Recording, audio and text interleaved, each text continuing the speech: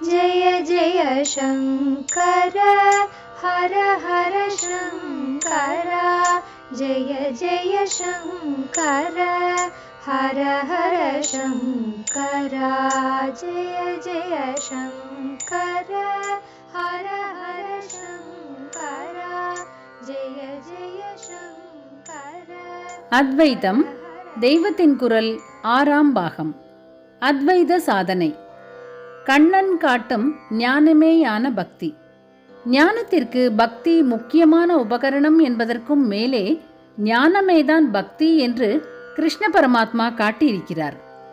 4 தினசு பக்தர்களை அவர் சொல்லி யார் யார் என்று பெயர் கொடுக்கும்போது ஆர்த்தன், ஜிக்ஞாசு, அர்த்தார்த்தி, ஞானி என்று சொல்கிறார். ஆர்த்தோ ஜிக்ஞாசுரர்த்தார்த்தி ஞானீச்ச பரதர்ஷப. குறிப்பு: கீதை 7வது அத்தியாயம் 16வது ஸ்லோகம். ஆர்த்தன் என்றால் கஷ்டப்படுகிறவன், ஜிக்ஞாசு ஞானத்திற்கு ஆசைப்படுகிறவன், அதாவது தத்துவம் தெரிய வேண்டும் என்று ஆசை உள்ளவன், அதற்காக முயற்சி பண்ணுபவன். அர்த்தார்த்தி என்றால் பணம், காசு, வீடு, வாசல், பதவி முதலானவற்றை வேண்டுகிறவன். 4வதாக சொன்ன ஞானி ஞானியேதான். பக்குவப்படி பக்தர்களை வரிசை செய்யும் போது ஆர்த்தன், அர்த்தார்த்தி, ஜிக்ஞாசு, ஞானி என்பதுதான் சரி. ஆனாலும் ஸ்லோக ரூபத்தில் சொல்லிக் கொண்டு போகிற போது ரசனை சமஞ்சசமாய் இருக்க வேண்டும் என்று, அதாவது சொல்லமைப்பு முறைப்பாட்டழகோடு இருக்க வேண்டும் என்று ஜிக்ஞாசுவை முன்னேயும் அர்த்தார்த்தியை பின்னேயும் வைத்தாற்போல் இருக்கிறது. நமக்கு விஷயம் இதில் 4வதான உச்சஸ்தான பக்தனை அவர் ஞானி என்றே சொல்லியிருப்பதுதான். துவைத்த ஞானி என்று வைத்துக் கொள்ளலாமே என்று யாரும் திரிசமன் அர்த்தம் சொல்ல முடியாதபடி அவனை ஏக பக்திக்காரன் என்று அடுத்தாற்போலவே சொல்லி ஞானியும் நானும் ஒன்றே என்பது என் சித்தாந்தம், ஞானி துவாத்மைவ மே மதம் என்று முத்தாய்ப்பு வைக்கிறார். அப்புறம் பக்தி யோகம் என்றே, அதாவது சகுண துவைத உபாசனையை உபதேசம் பண்ணும்போது பக்தனை பிரியன், அதீவ அதிப்பிரியன் என்கிறாரே தவிர, குறிப்பு கீதை 12வது அத்தியாயம் 14லிருந்து 20 வரை, நானே அவன் என்று சொல்லாததிலிருந்து இங்கே அத்வைத ஞானியைத்தான் சொல்கிறார் என்று தீர்மானம் ஆகிறது. பக்தி யோக உபதேசத்தில் நிர்குண சாதனை தேக பிரஜையுள்ளவர்களுக்கு கிலேசம் தருவது, துக்கமானது என்று சொல்லி சகுண உபாசனையான பக்தியை விஸ்தரிக்கிறார். அதாவது தேக பிரஜை ஜாஸ்தி உள்ளவர்களுக்கு ஞான வழி லேசில் வராது என்பதால் தான் சகுண பக்தியை சொல்கிறாரே என்று ஞானத்தை விட அதுதான் உத்தமமானது என்ற அபிப்பிராயத்தில் இல்லை என்று நன்றாக தெரிகிறது. அது இருக்கட்டும். அப்புறம் அந்த பக்தி உபாசகனின் லட்சணங்களை அத்வேஷ்டா சர்வபூதானாம், குறிப்பு கீதை 12வது அத்தியாயம் 13வது ஸ்லோகம், எந்த பிராணியிடமும் வெறுப்பில்லாமல் இருப்பது என்று ஆரம்பித்து 7-8 ஸ்லோகங்களில் சொல்லி இப்படிப்பட்டவர்கள் எனக்கு அதி பிரியமானவர்கள் என்று அத்தியாயத்தை முடித்திருக்கிறார். இங்கே சொல்கிற லட்சணங்கள் எல்லாம் ஞானிக்கு சொல்கிறவையாகத்தான் இருக்கிறது என்று நடுநிலையில் பார்க்கிற எவருக்கும் தெரியும். பக்தியிலே, அதாவது பகவானின் குணகணங்களை அனுபவிப்பது, அழுது சிரித்து ஆடி பாடி மெய் சிலிர்த்து மூர்ச்சை போடுவது, தாஸ்யம், வாத்சல்யம் முதலான பல பாவங்களில் உறவு கொண்டாடுவது, விதவித அபிஷேகம் அலங்காரம் பண்ணி பார்த்து பார்த்து சந்தோஷப்படுவது முதலானவற்றில் எதையுமே பக்தி யோகத்தில் சுவாமி சொல்ல காணும்.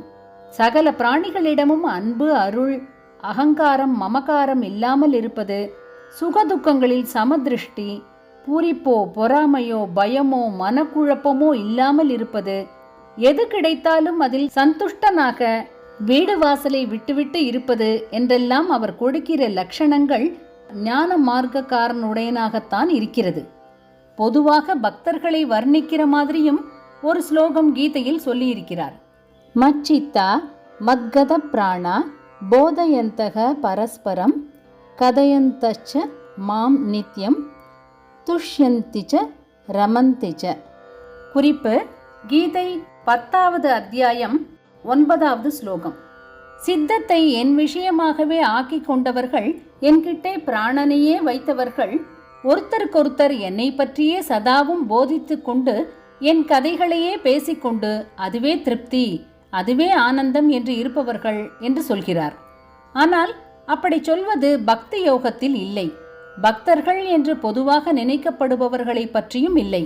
விபூதி யோகம் என்பதில் தம்முடைய ஐஸ்வர்ய சக்தியே சகல விஷயங்களிலும் வியாபித்திருப்பதை சொல்கிற போதுதான் இவ்வாறாக தம் ஐஸ்வர்யத்தை எங்கும் தெரிந்து கொண்ட புதர்கள் தம்மிடமே சித்தத்தையும் பிராணனையும் வைத்து கதை பேசி களி கூத்தாடுகிறார்கள் என்கிறார்.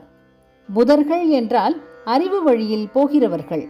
ஆனாலும் வரட்டு வேதாந்திகளாக இல்லாமல் பாவ சமன்வித்தர்கள் என்று அவரே சொல்கிறபடி அன்பு கலந்த ஈடுபாட்டோடு கூடியிருப்பவர்கள். அதாவது ஆச்சாரியால் ஞான வழிக்காரன் எப்படி இருக்கணும் என்கிறாரோ அப்படி இருப்பவர்கள். மேற்கொண்டு சுவாமி சொல்கிற போது இவர்களுக்கு பக்தி யோகத்தை தாம் கொடுக்க போவதாக சொல்லவில்லை.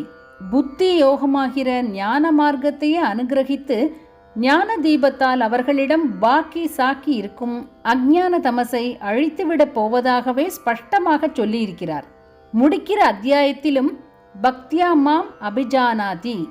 குறிப்பு 18வது அத்தியாயம் 55வது ஸ்லோகம். பக்தியினால் என்னை சரிவர அறிகிறவர் என்று ஞான சமாச்சாரமாகத்தான் சொல்கிறார். ஞா என்று வேர்ச்சொல்லிலிருந்துதான் ஞானம், ஜானாதி என்ற இரண்டும் உண்டாவது. பக்தியினால் என்னை உள்ளபடி அறிந்து எனக்குள்ளேயே புகுந்து என் அனுகிரகத்தால் அழியாத சாஸ்வத பதத்தை அடைகிறான் என்று அத்வைதமாகவே சொல்லியிருக்கிறார். தொடர்ந்து அர்ஜுனனையும் அப்படி இருக்கும்படி உபதேசிக்கும் போது புத்தி யோகத்தை கைக்கொள்ளு என்றே சொல்கிறார். பக்தி யோகம் என்றில்லை. ஆக மணியடித்து பூ போட்டு பூஜை இல்லை. பல தினசு பாவங்களில் உறவு கொண்டாடுவதில்லை. ஆனாலும் அன்போடு தன்னையே மூல உயிருக்கு தந்து கொள்கிற உணர்ச்சியாகிற பரம உத்தம பக்தியானது ஞான வழியில் முக்கியமான இடம் பெற்றிருக்கிறது என்று எல்லோரும் தெரிந்து கொள்ள வேண்டியது. 3வது கட்டம். சாதன சதுஷ்டயத்தில் தேறிய பிறகு 3வது ஸ்டேஜ் முடிவான ஸ்டேஜ். அதற்கு போகிறவர்களாக இங்கே யாரும் இருக்க மாட்டார்கள். ஏனென்றால் அது வீடு வாசலை விட்டுவிட்டு சந்நியாசம் வாங்கி கொண்ட அப்புறமே அனுஷ்டானம் பண்ண வேண்டிய ஸ்டேஜ். அதனால் அதை விஸ்தாரம் பண்ண வேண்டாம்தான். ஆனாலும் அத்வைத சாதனை என்று ஆரம்பித்து இத்தனை சொன்ன பிறகு அதையும் கொஞ்சம் சொல்லி பூர்த்தி பண்ணலாம் என்று. குறிப்பு: ஸ்ரீசரணர்கள் ஒரு குறிப்பிட்ட உபன்யாசத்தில் நிறைய விஷயம் கூறியதையே இத்தனை என்கிறார்.